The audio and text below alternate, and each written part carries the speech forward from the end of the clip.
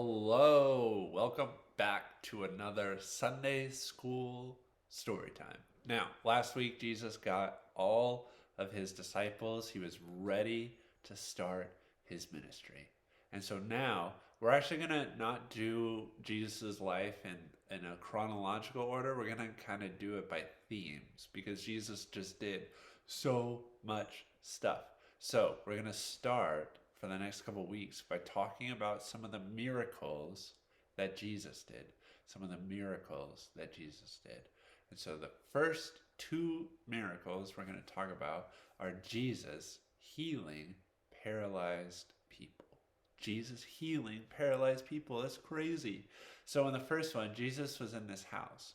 And wherever Jesus went, there was always a crowd because people just wanted to see something amazing or hear something amazing. And so Jesus is in this small house and there's this huge crowd around him. But there's a man who's paralyzed and he wants Jesus to heal him. But he can't get to him because there's this huge crowd. So the paralyzed man has some friends and they come up with a plan. They put the paralyzed man on a mat and then they bring the mat and the man up to the roof. And then they open up a hole in the roof and lower the man on the mat through the roof just to get to Jesus. But do you know what's crazy? When the man gets lowered down to Jesus, Jesus doesn't say, "You're healed, get up and walk." No, the first thing Jesus says is, "Your sins are forgiven." Your sins are forgiven.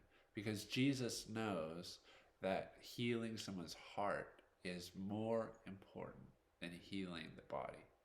But it says that there were religious leaders in the crowd, and they got so angry when they heard Jesus say that. They said, "Who is Jesus to forgive people's sins? He can't do that."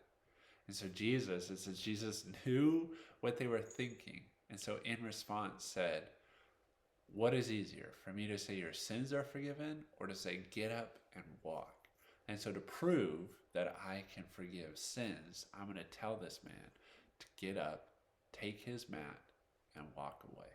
And you know what? That's what happened.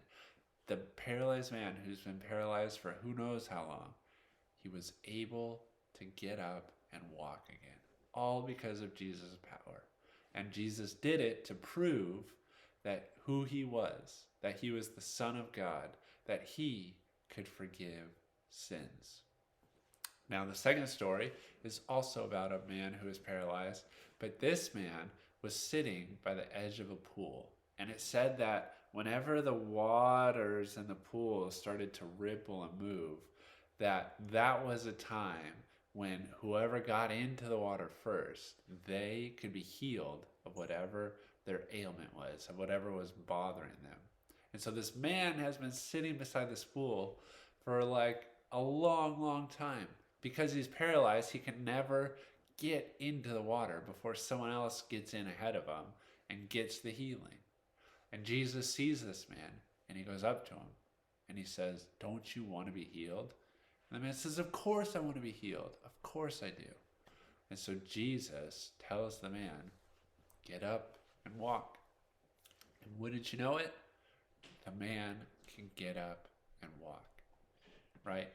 Jesus is in the business of helping people.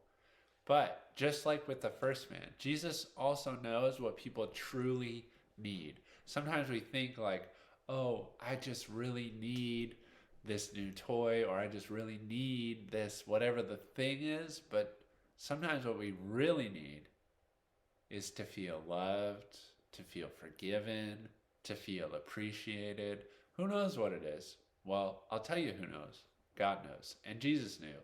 And that's why that first time Jesus forgave that paralyzed man his sin. He also healed his body so that people would know that he could forgive sins. But Jesus knows what we need. So, Jesus has amazing power even to heal people's bodies. So those are the two miracles for today. Next week, we'll be talking about two different miracles that are just as amazing. So I hope you're excited for that. I'll see you next week. and I hope you're doing well.